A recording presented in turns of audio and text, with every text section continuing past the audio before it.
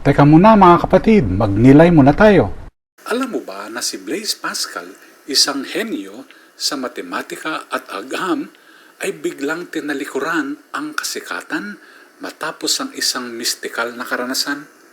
Mula noon, inialay niya ang buhay sa pananampalataya, pananalangin at pagsusulat tungkol sa Diyos.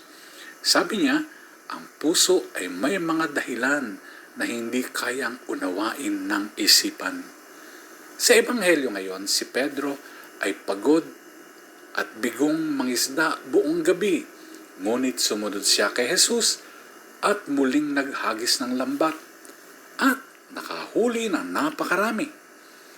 Tinawag siya ni Jesus, mula ngayon, mamalakaya ka na ng tao. Iniwan niya ang lahat at sumunod.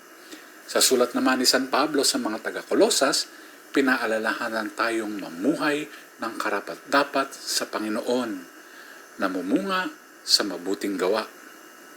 Tulad ni na Pascal at Pedro, tinatawag din tayo minsan na talikuran ang ginhawa at tagumpay upang sundan ang mas malalim na tawag. Kapag sumakay si Jesus sa iyong bangka, maging handang iwan ang lahat para sa Kanya. Pagnilayan po natin ito. Amen.